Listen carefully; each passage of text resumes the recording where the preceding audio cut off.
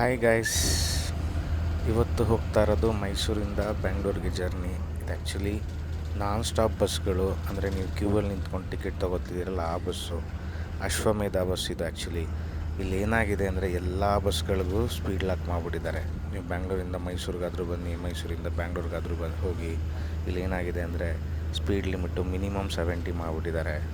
ಅಬ್ಬಬ್ಬಾ ಅಂದರೆ 73, ಒಂದು 3 ಕಿಲೋಮೀಟ್ರ್ ಜಾಸ್ತಿ ಹೋಗುತ್ತೆ. ಇಲ್ಲಿ ಸ್ಪೀಡ್ ಲಿಮಿಟ್ ಇರೋದು ಆ್ಯಕ್ಚುಲಿ 80, ಬಟ್ 72 ಮೇಲೆ 73 ಮೇಲೆ ದಾಟಲ್ಲ ಇವರು.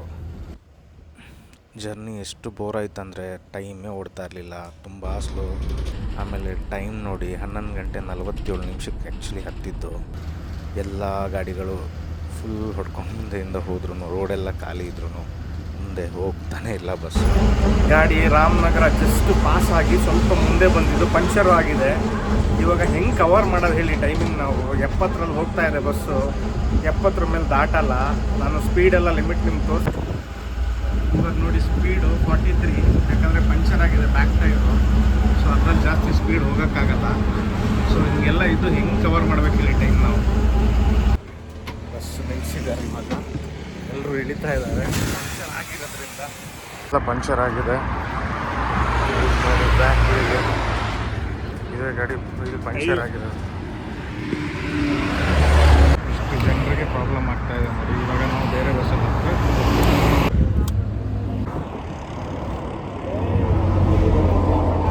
ಇವಾಗ ರಾಮನಗರ ಬಂದಿರೋದು ಟೈಮ್ ನೋಡಿ ನೀವು. ಇವಾಗ ನೋಡಿ ಬೇರೆ ಬಸ್ಸಲ್ಲಿ ಹತ್ತುತ್ತಾ ಇರೋದು. ಆದಷ್ಟು ನಮ್ಮ ಸಾರಿಗೆ ಸಚಿವರಿಗೆ ದಯವಿಟ್ಟು ಶೇರ್ ಮಾಡಿ. Thank you.